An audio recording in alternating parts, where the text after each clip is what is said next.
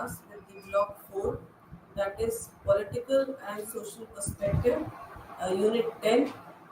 In this perspective or in this block, we will study ecological approaches, new public administration approaches. All those approaches, these two approaches are there in the block 4, that is Political and Social Perspective. Now, block 4 of BPAC 131, that is Perspective on Public Administration. We have covered already block 1, block 2, and block 3. Now, we will proceed with the block 4. Now, with the globalization in its full bloom, the face of modern government has undergone several structural changes. Now, in public administrations, has also acquired a multiple phase approach towards meeting the role and goal of any progressive society. Consequently, various theories have become important in understanding the problems that are prevalent and are being faced by the modern government in today's world. One of them is the ecological approach. This approach came into existence when Western approach was found to be inadequate in addressing problems of the developing nations, and simultaneously many scholars were of the view that the modern Western models and theories were a complete misfit in the third world countries. This realization resulted in the conceptualization of new concepts and approaches which would serve the requirement of the third world, or we could say developing countries, and this paved the way for the ecological approach. Ecological approach which focused on studying the ecology of various environments of countries and designing conducive policies, and therefore the concept of ecology. What is the concept of ecology? The word ecology has been borrowed from biology, which connects the relationship between animal species and natural environment. John M. Gores stressed on the need to study the concept of ecology, to study the relationship between bureaucracy and its environment. The ecological approach is the forerunner of the general system approach, which was given by the Talcott person in sociology.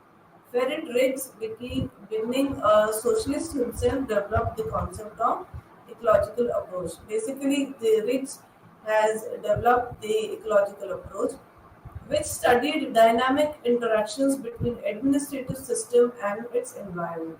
Rick was the pioneer of an administrative structure cannot function in the isolation of its existing environment, and that is how he assumed that the administrative system is a subsystem of society, which is influenced by other subsystems and in turn influence them. Ecological approach therefore states that administrative system exists in a cultural context which has two-way communication. It's believed that a society has to perform certain functions and their functions compare the individuals to form structures which may be social, economical, political, communication, symbolic, therefore administration in culture bound. Later on, his book entitled The Ecology of Public Administration, 1961, has explored the dynamic of interactions between public administration and its external government. That was the concept of the ecological system. Then, what was the agrarian? The agrarian, in which there were telling models were there. First was the agrarian and the industrial model, as we see. Two models were there in the ecological concept, or you can say ecological approach. First was the agrarian and industrial model, though both are different. Agrarian Riggs classified societies into agriculture and industry, in which both agriculture and industries go simultaneously in the Riggs society. In the Riggs and the industrial model, the model were developed to study the political and administrative transactions in these societies. China and America are examples of agrarian and industrial model respectively. Means China is an agrarian ecological has an ecological system, and America has an industrial model. So both are the example of agrarian and industrial model. Irrespective of for risk, assume that all the societies transform from agrarian to industrial.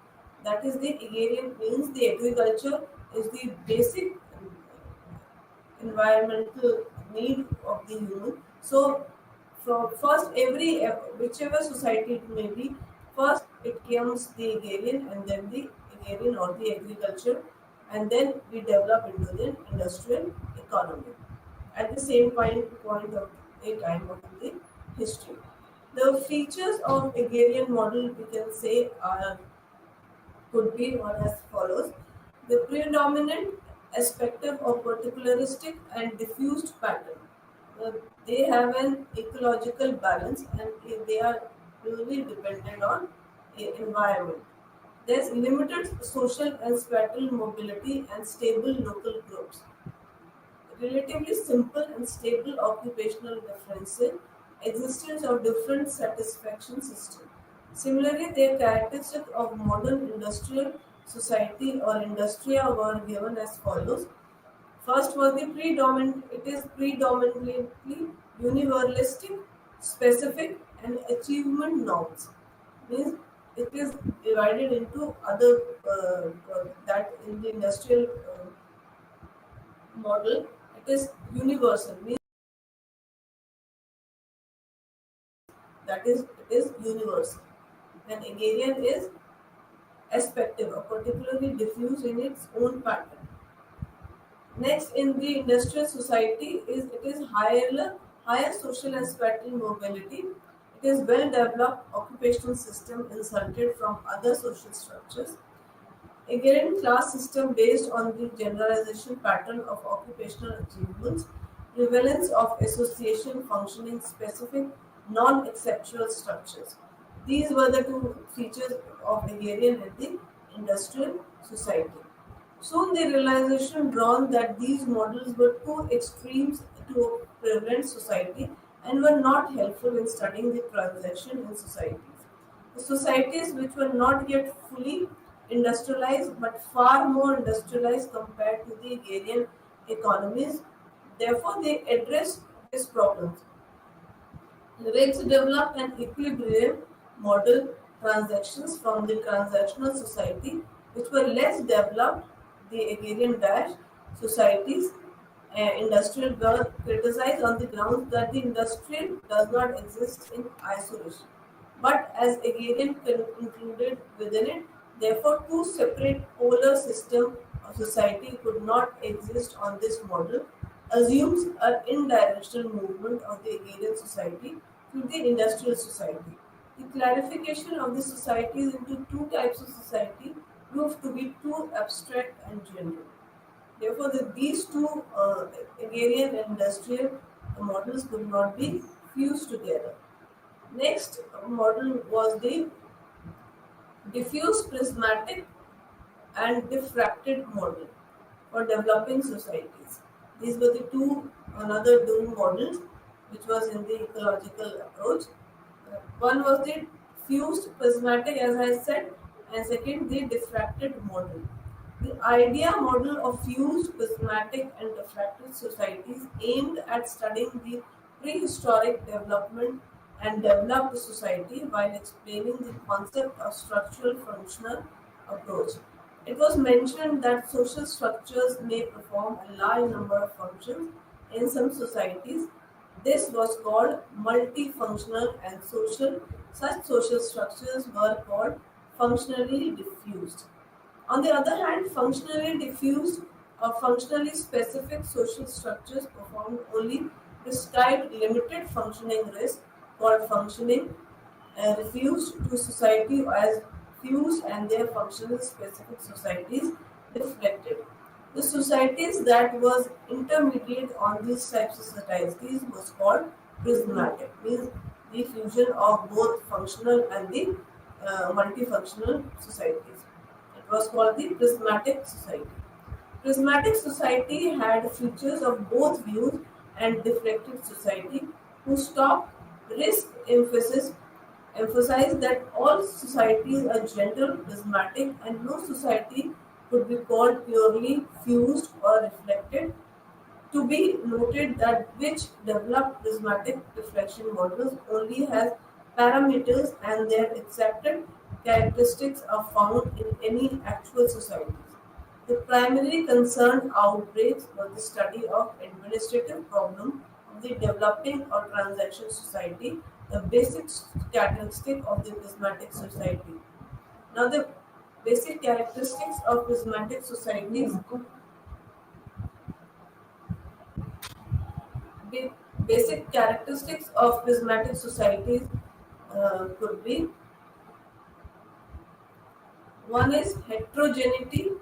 Heterogeneity refers to the stimulation presence of different kinds of systems, practices, and viewpoint. It means presence of features of both views and deflected societies. But one was the heterogeneous, second was the formalism, third was the overlapping, nepotism, poly-communication or clear polynormative, separation of authority and control, and these were the characteristics of the prismatic society. I'll just go through or explain what is heterogeneous, what are these characteristics explained. Now, the heterogeneous character, the prismatic society was heterogeneous. Heterogeneous refers to the stimulation, presence of different kind of system, practices, and viewpoints. It means presence of features of both views and deflected societies, presence of sophisticated intellectual class, global area. While in rural areas, traditional rural elders still have many political, religious, administrative roles, which etc. This may happen due to uneven social changes, most of similarly the administrative subsystem of prismatic society. Sala exists along with modern bureau and traditional course of chambers. That was the heterogeneity of prismatic society. Next characteristic is that it is formalism. Formalism refers to the degree of conflict between the formally prescribed and the effectively practiced, easy between the norms and the realities. Opposite of formalism is called realism. Stuff, for example, government officials are bounded by certain rules and regulations in any organization. However, they act in a different way constantly. The diffracted and diffuse societies have a high degree of realism, formalism. The public officials, uh, I have lot of discretion in implementation the laws. Due to such a formalism, realism, tectorial between the prismatic and diffracted societies, administrative reforms can be brought out in diffracted societies, which may lead to the desired changes in administrative system. That was the formalism. Next characteristic is that of prismatic society is that it is overlapping. This refers to the content to which formally differentiated structures of a diffracted society coexist with the undifferentiated structures of a few types. In a distracted society, there is no overlapping of various structures of the social system, perform and specific functions in a more or less autonomous way. While in a new society, all the functions are performed by the same social structure. That was the overlapping. Next characteristic is that it is nepotism. In the prismatic society, the consideration of caste, religion, family, loyalty, etc., are the deciding factors of official recruitment. For such factors exist despite being prohibited. However, in a reflected society, universalism is the criteria for different recruitment. This is due to the fact that in the prismatic society, selectivism, which is intermediate between unionism and particularism, prevails. Sometimes unionism is followed, while sometimes particularism is followed. This totality depends on the people that are to be selected and the favor they find with the selecting authority. That is nepotism. Next is the polycommunication or club. Polycommunication refers to this stimulations existence in a society of various ethnic, religion, and racial groups, which remain quite hostile in each other while in existence. These groups represent various interest groups existing in the community. These groups are terminated and clubbed by rigs, and they are characterized by attainments of norms, selective and polyfunctionalism. Clubs are functionally diffuse and carry out semi-traditional type functions, but clubs are organized in a modern way. According to Ricks, ecological factors affect the administrative system also. So the existence of club efforts, Sala also, as a result, his public officials develop a loyalty towards the community more than the government. That is the polycommunication, or you can say CLERTS, CLECTS, CLERTS. Next characteristic is the polynormative. Polynormative is a unique feature of the prismatic society, which means that the traditional behavior pattern coexists with new sets of norms. This results in lack of conscious or norms of behavior that affect Sala. Also, Sala officials through publicly claim to follow objective, universalistic and achievement oriented norms, but in reality they follow subjective, particularistic and aspirative behavior. That is the polynormative norms. Next uh, is the separation of authority and control.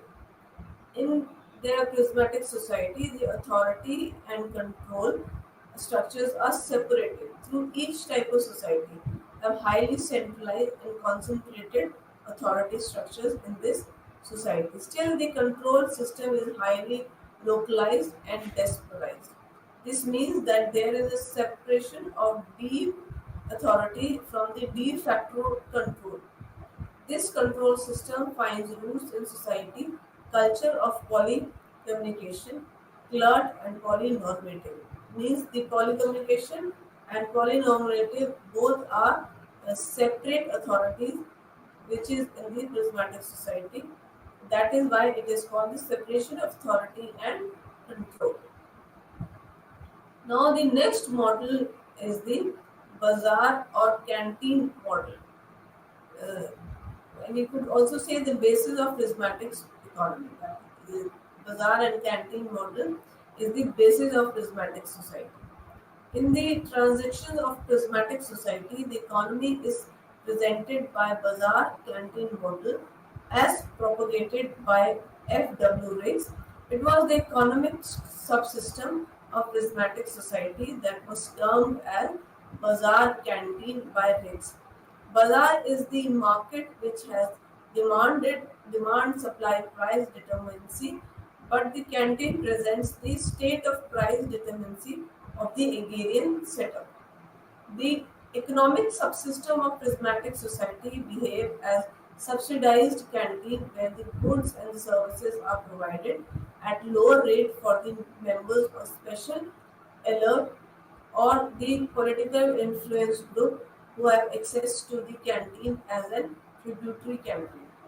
Their higher prices are charged to the outside member. This means that the prismatic society, the price charged for the public service vary according to the relationship between the Sala official and his clientele. After the analyzing the main feature of lunatic society, it is also important to study the process of change in societies. If change is caused by external pressure like technical assistance program, the change is called exoration, means the exoration. And in those genius changes take place, however, if the process of diffraction is more exotic, then the prismatic phase has more formalism, heterogeneity, and overlapping. Now, what is the how the Riggs model came into evolution? What was how it evolved? The evolution of the Agrarian model. Next model we could go on, that is the Agrarian model.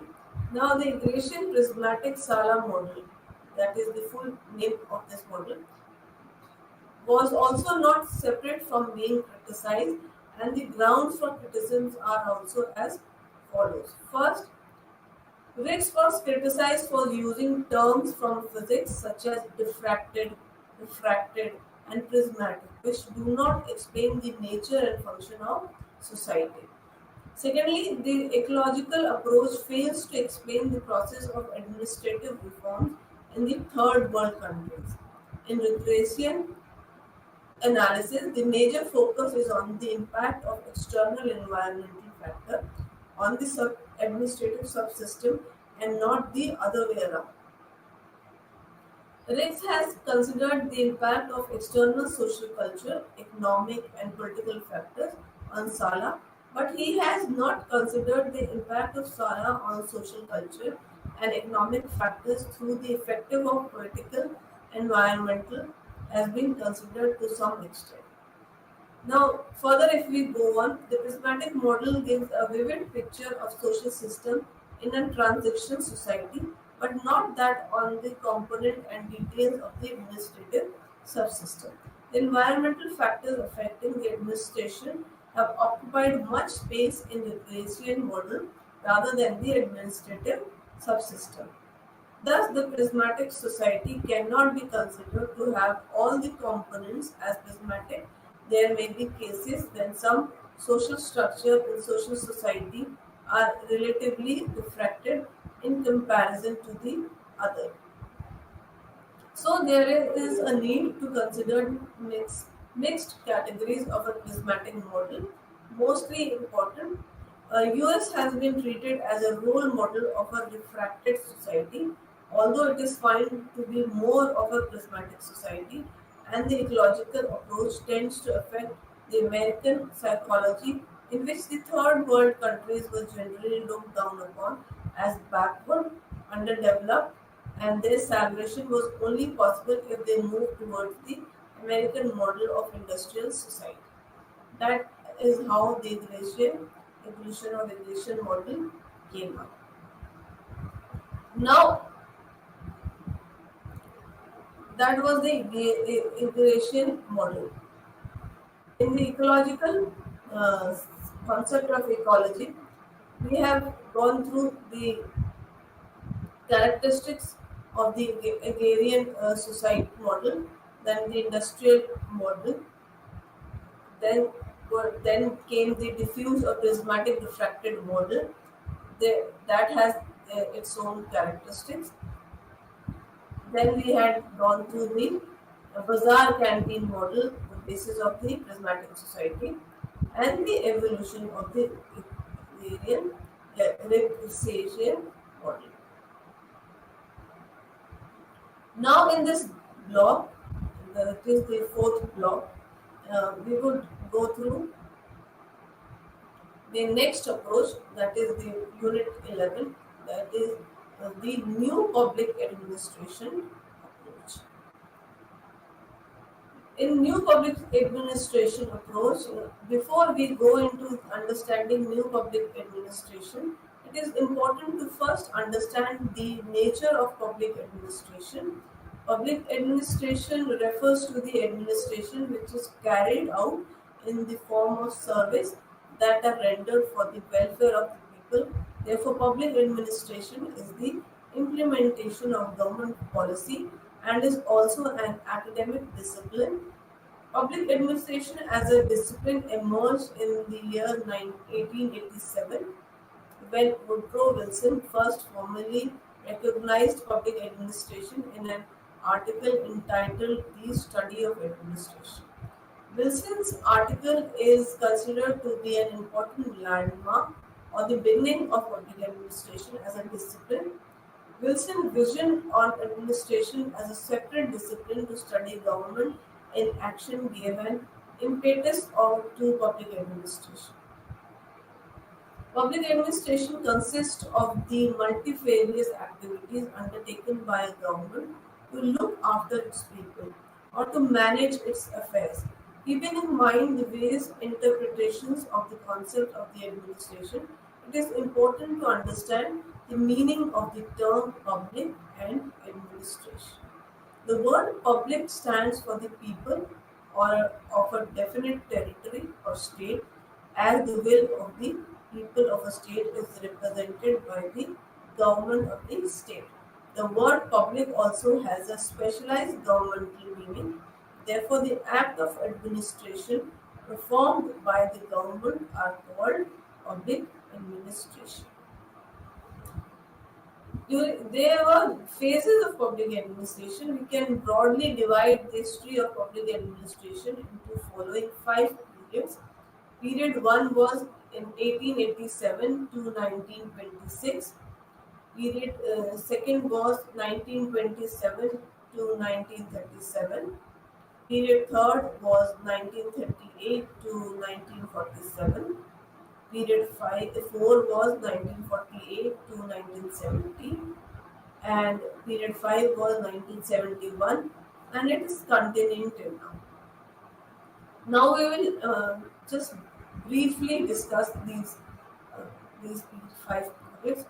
In period 1, that was 1887 to 1926, that is public administration dictatorial. The discipline of public administration was born in the US. The credit for initiating it as an academic study of public administration goes to Woodrow Wilson, who was teaching political science at Princeton University and who later became the president of US postdoc. Wilson is regarded as the father of the discipline of public administration. The article entitled The Study of Administration, published in 1887, he emphasized the need for studying public administration as a discipline apart from politics. This was known as the principle of politics administration doctrine. There is a separation between politics and administration. Politics administrative doctrine is often traced to the Wilson called the science of administration. Functionally, administration was separated from politics. Evolution of public administration, it has been argued, is concerned with the implementation of policy decisions taken politically. Frank Goodnow sought to conceptualize distinguish between two functions. So this was the period of 1887 and to 1926. Second period was from 1927 to 1937, which was, you can explain, it was the principles of administration. In this period, basic principles was evolved. The central belief of this was that there are certain principles of administration which are required to increase the efficiency and economy of public administration. This was the time when the Industrial Revolution was in full swing and all the countries were considered uh, with, with was increasing production at any cost in order to earn big. With this aim, rapid expansion of industries and also unheld throne of problems in the management and were foreseen and therefore difficult to solve that being was there. W. Taylor and Henry Fellows separated stepped in this generated and they generated their principles of administration management. They were successfully administered in their own right and therefore their view held a lot of importance. Who stopped this was the golden period of principles in the history of public administration when it commanded a high degree of respectability. In this period, basically F. W. Taylor and Henry uh, were in these two scholars have stepped in to develop a principles. What were the principles could be there in the administration, public administration. In this period was the highly demanded, highly respectability for the administration. Third period was 1938 to 1947. 1987. There it was the era of challenges. The main theme during this was the advocacy of human relations and behavioral approaches to the study of public administration. First of the idea of public administration, the code to me was rejected. It was argued that administration cannot be separated from politics because of its political nature and rule. Administration is not only concerned with policy decisions, but it deals with the policy formation. During this phase, both the first and the second phase was challenged. First off, it was observed that one politics and administration could never be clearly separated because in practice there is a close nexture between politics and administration. In 1950, a scholar wrote, "A theory of public administration means in a type of theory of politics also." And hence, Nicholas Henry says with his declaration and declaring died. Second was the principle of administrations were not something big enough. Herbert Simon and Robert Darrell were in the support of the above two objections. In 1947, Herbert Simon, in his book Administrative Behavior, wrote that a fatal defect of the current principles of administration is that for almost every principle, one can find an equal, possible, and acceptable contradictory principles. That was said by the Herbert Simon and Robert Hale. What they wrote. When Robert Hale, in his essay, The Science of Public Administration, expressed three problems in the evolution of science of public administration: exclusion of normative consideration from public administration, exclusion of the study of human behavior from the science of public administration. By 1950s, both the objections were completely rejected by scholars of public administration. This rejected left public administration without identity, and thus a new phase of evolution of the discipline of public administration took birth. That was the period of that was the fourth period.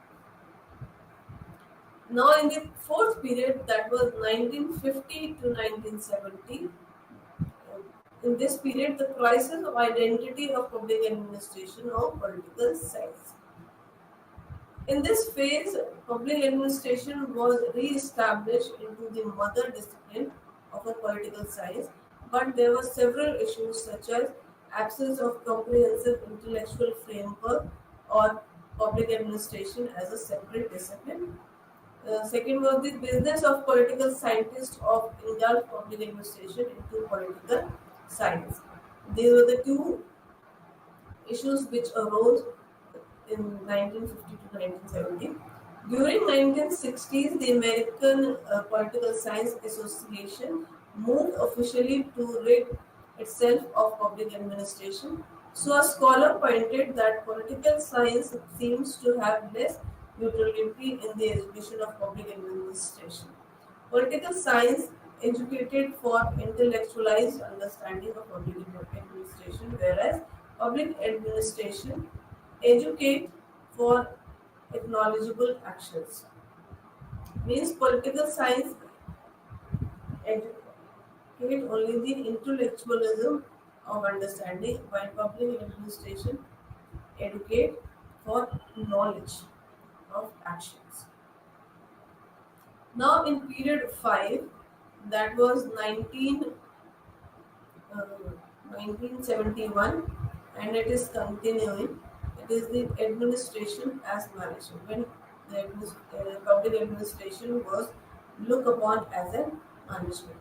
As public administration was struggling for its identity, a few public administrators list began searching for an alternative. They found it in management, called either administrative science or generic management, which holds that sector, culture, institution, mission, or so on, so forth have little consequence to efficient and effective administration, and that a body of knowledge, statistic, economic, accounting, operations, research, and organization are often needed and exist common to the field of administration.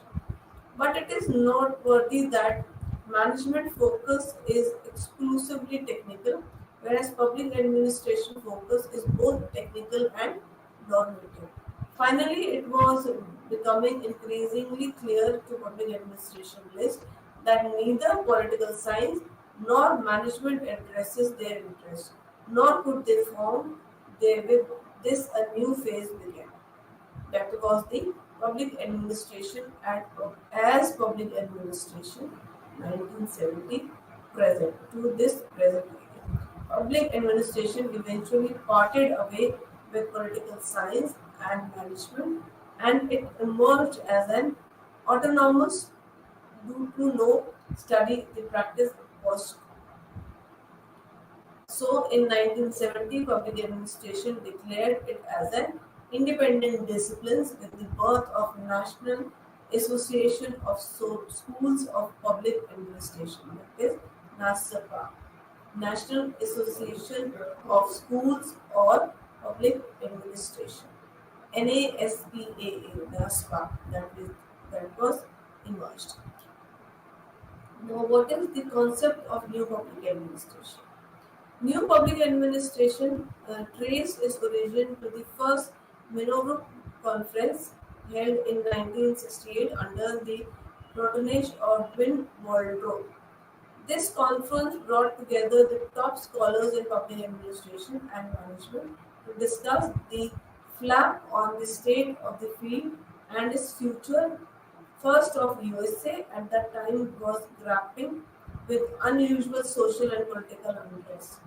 In this concept, Waldo concluded that neither study nor the practice of administration was able to address the problems of those times, and a general mistrust became associated with public administration itself.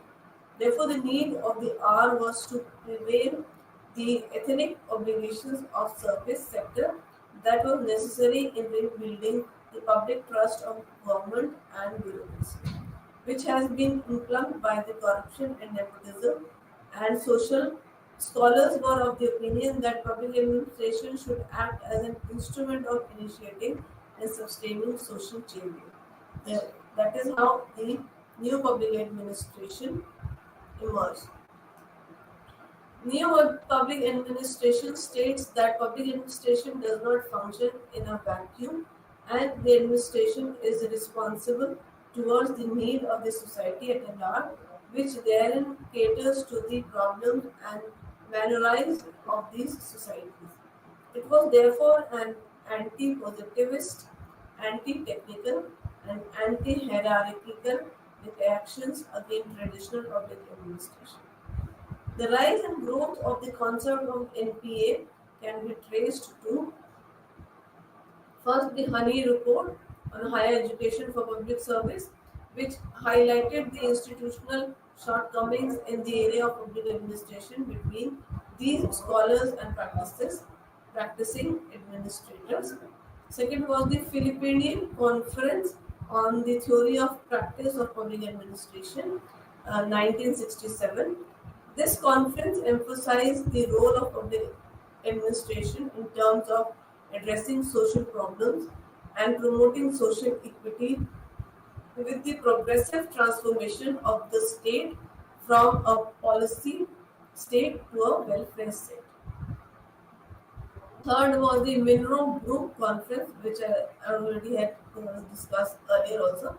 The Monroe Group Conference 1968, held under the chairmanship of Bid Waldron, critically reviewed the study and practice of public administration in a changing environment.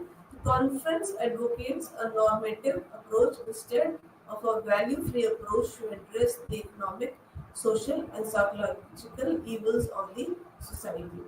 These three were the what we can call the conferences which gave the rise of the NPA, National Public Administration, New Public Administration.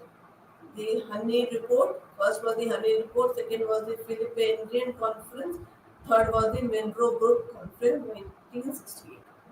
Now, what was the theme of New Public Administration? Theme of New Public Administration approach have been: first was the relevance, second was value, then social equity, changes, management worker relationship.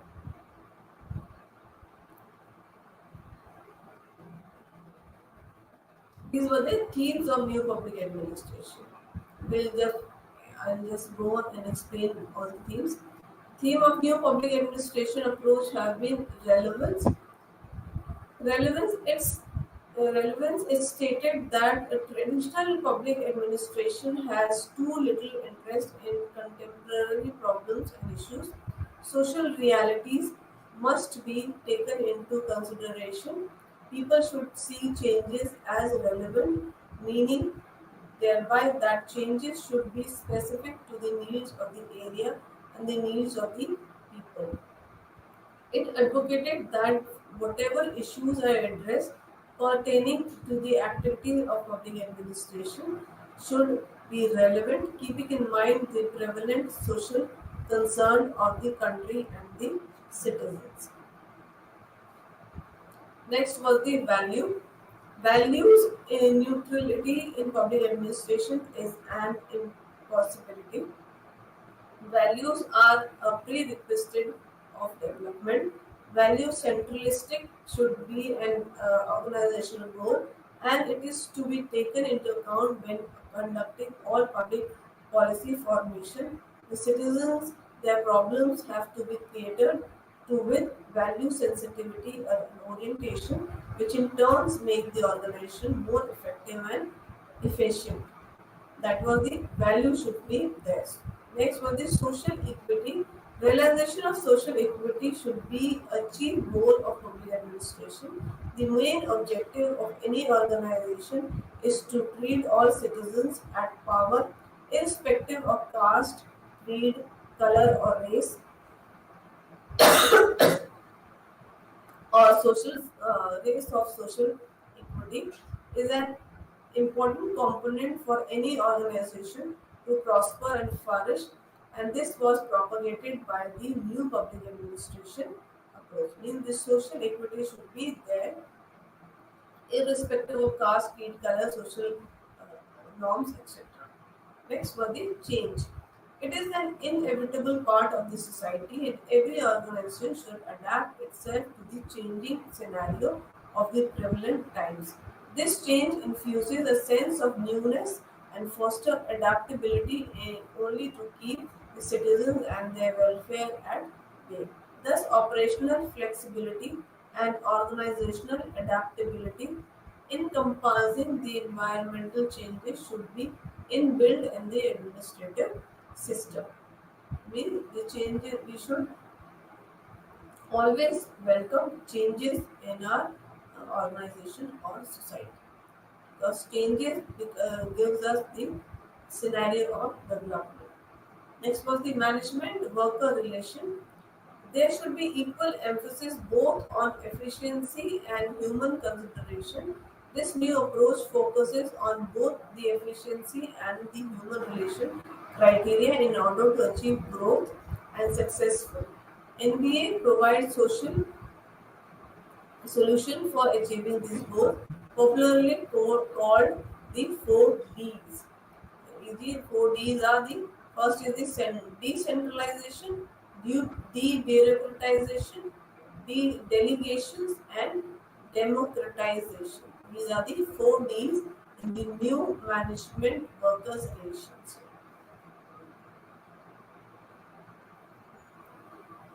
Now, the new features of new public administration. The main features of new public administration have been: it was responsive, client centric, structural changes in administration were there, multidisciplinary nature of public administration. Uh, these are the main features of new public administration. Now, the responsiveness, the administration should bring about certain internal as well as external changes so that public administration could be made more relevant to the social, economic, political, and technological environment. For this to happen, their administration has to be more flexible and adaptable to the various changes. So it should be responsible to uh, each and every member or each and every level of the organization, whether it is social, economical, political, and technical environment as well. Second feature is that it should be client centric. This means that the effectiveness of the administrator should be judged not only from the point of view of the government but from that of a citizen. If the administrative actions do not improve the quality of life citizen, then they are not effective, notwithstanding whatsoever reality or rationality and efficiency they have. It should be client centric. Next is that it should be structural changes in administration. Structural changes should be there in administration of any organization, state, or whatever. The new public administration approach calls for small, flexible, and less hierarchical structures in administration. The citizen administration interface can become more flexible and comfortable, and the organizational structure should be in consonance with these socially relevant conditions. So, structural changes should be less. Means the level in the functional hierarchy should be less. Next, last one is that should be multidisciplinary in nature and multidisciplinary nature of public administration. Knowledge from several disciplines and not just one dominating paradigm build the disciplines of cognition of administration, close down the political, social, economic, and management and human relation approaches are needed to ensure the growth of discipline. In a nutshell, it can be said that new public administration did bring forth some newness in the concept of public administration, which was challenged by various critics. Many of scholars were of the opinion that when time lapsed, the newness of that particular aspects or issues would go away. Secondly, it was not new in content but new in form. Some issues were taken up consequently, which meant that they had not been achieved. This was the main feature of the new public administration. Now, in this block, that is block number 4, we have I will just go through what we have already studied and how two approaches we have covered in this time in this class. Next two approaches we will cover in the next class. I'll just go through whatever we have studied in block 4, that is political and social perspective. First was what we had studied was the concept of ecology, and we have said that ecology was introduced in 1961 and explored the dynamics of interactions between public administration and its external government. And then it was said that the ecological concept in which the agrarian and industrial models were there.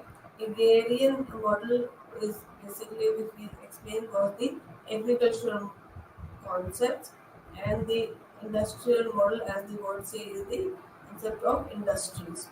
Agrarian model were particularly diffused pattern, and the had limited social and spatial mobility, while in industrial model, it was universalistic and specific and achievement norms. It is highly social and spatial mobility, well developed occupational system included in the industrial model.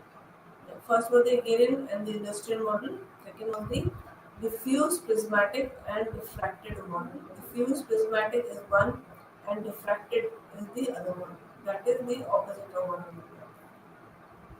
Diffuse prismatic refractive society is aimed at the studying the prehistoric developing and developed societies by explaining the concept of structural functional approach. In this, the prismatic society had features of both views and deflected societies. To stop risk emphasizes that the all society are general, prismatic, and no society could be called purely fused or reflected. To be noted, which developed prismatic diffracted model only has parameters and their extracted characteristics. So these were the two models. One was the differentiated prismatic diffracted model.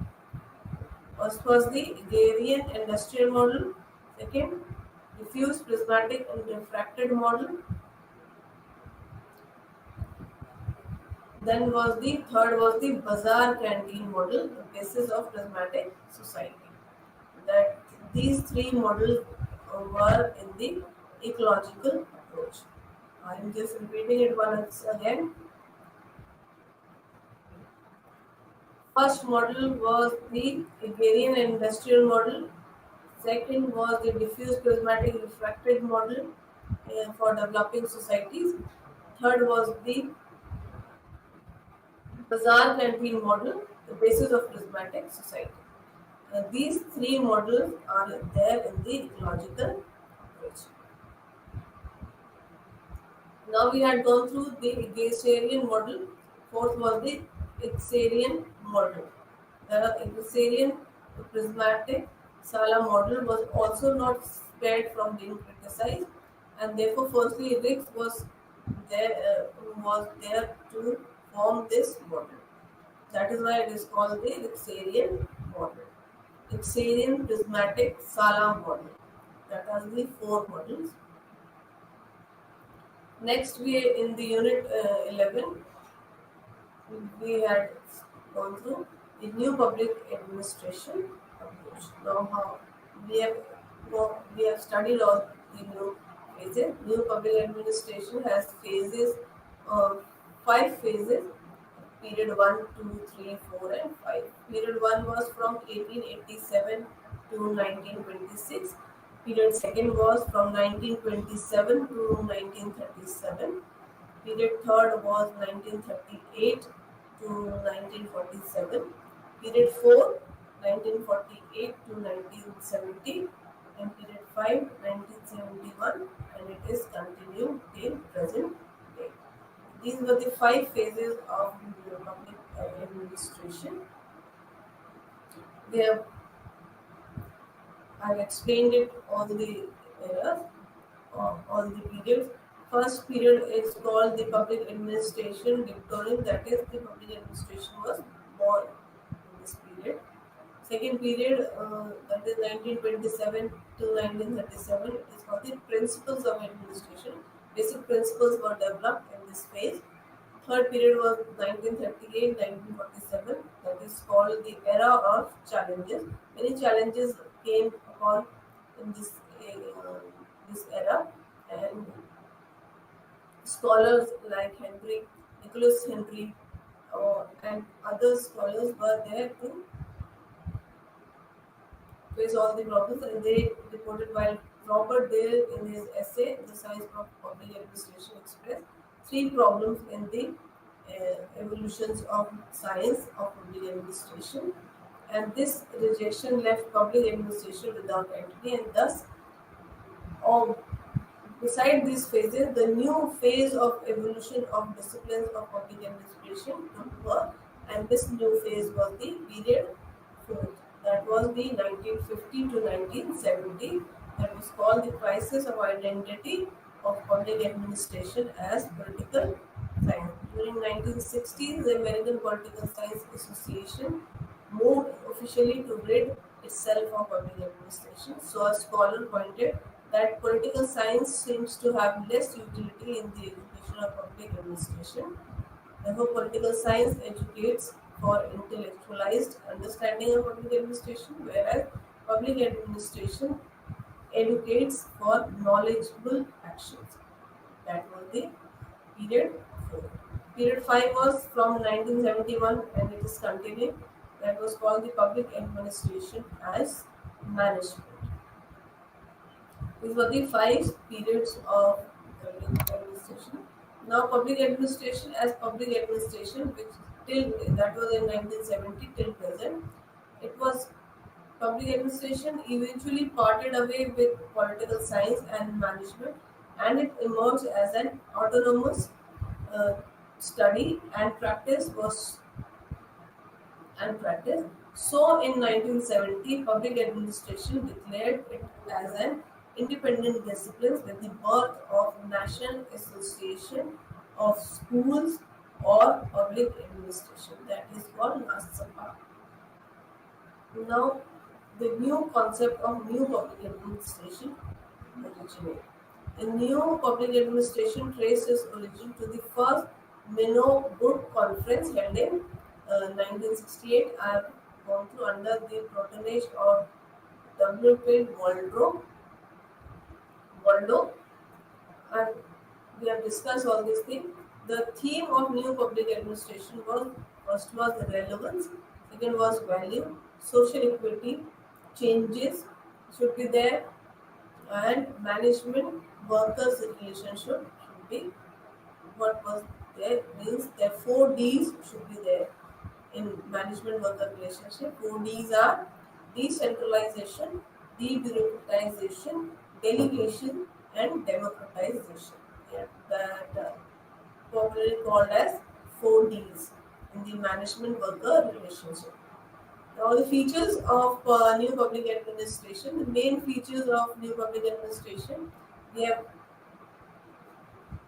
gone through. I'll just briefly just go on.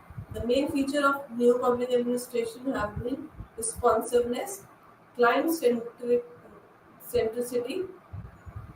that's for the structural changes in administration and multidisciplinary nature of public administration. In a nutshell, it can be said that new public administration did bring forth some newness in the concept of public administration, which was challenged by various critics.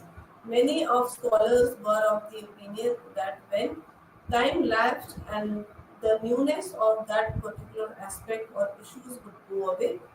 Secondly, it was not new in content but new in form. Some issues were taken up consequently, which meant that they had not been achieved. Now, these were the main features of the new public administration. In our next class, we will study the public choice approach and public interest approach. We'll go through these two approaches, which are included in block 4. In block 4, we have covered ecological approach and new public administration approach. In next class, we'll cover up public choice approach and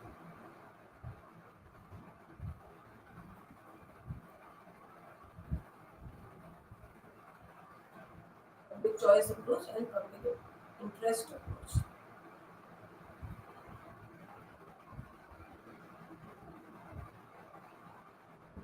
That is the unit 12 and unit 13.